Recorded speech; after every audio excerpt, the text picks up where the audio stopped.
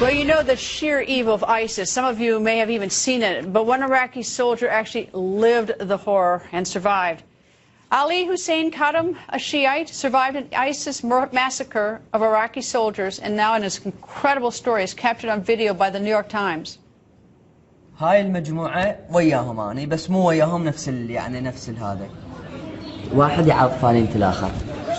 يعضها وهيك مدمقين ونمشي. يقعدونك هاي القعدة هيك يعني قعدة الموت يسموها. أول الثاني الثالث أنا رابع واحد. باوعت له طقاه براسه أول واحد ثق بالله الدم نبر لفوق طلع. أنا انتهيت هاي هي قلت بعد ما أخاف ماكو شيء أخاف عليه وهاي ورحت بس فكرت بعائلتي يعني كان شعور يعني صعب فبقيت أفكر بعائلتي شلون ياهل الهوم ياهل هاي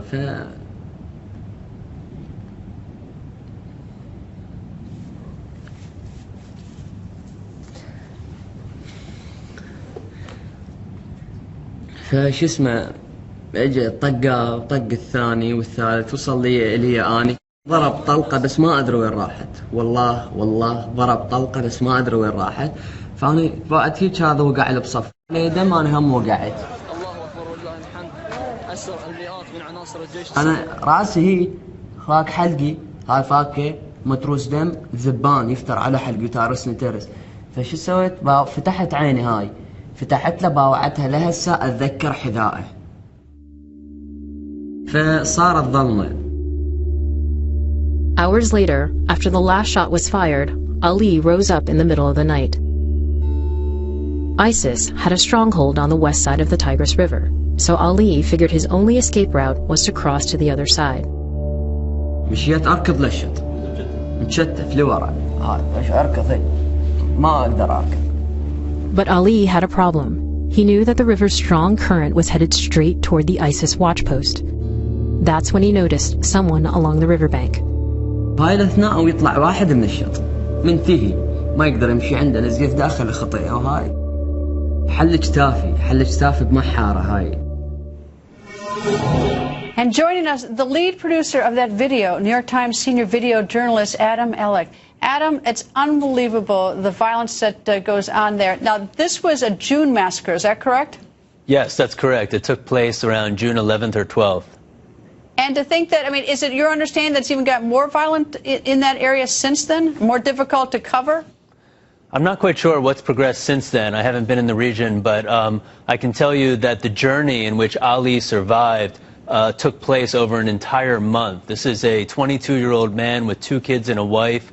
He enlisted in the military on June 1st, and just 10, 11, 12 days into his training, sort of like basic recruit training, ISIS essentially appeared just outside of the base as Ali and his fellow recruits were fleeing the area, and it was 23 days later when he was finally reunited with his family. All right, now this incredible video, New York Times authenticated it. What do you have to do to authenticate it? Well, we applied what we often do and what we always do, which is journalistic methodology. We cross-checked his story. My colleagues Tim Marango and Mike Shum visited him on 3 separate occasions and heard his story over and over again. Human Rights Watch produced a report with satellite images and maps, and we cross-checked his story against that. We also contacted the Iraqi government, and they confirmed to us that indeed he was a recruit at that base on those dates. And the first time we met him, he still had the marks on his wrists from when he was handcuffed after the massacre. What was he like? I'm sorry? What is he like?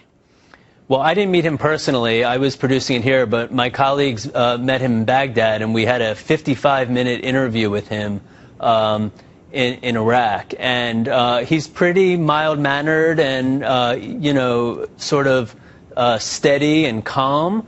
But as you saw in the clip that you played there, he breaks down a couple times. And when he does, he tries his best to maintain his composure. But I think every time he talked about his family, I think his emotions got the best of him, and of course, justifiably so.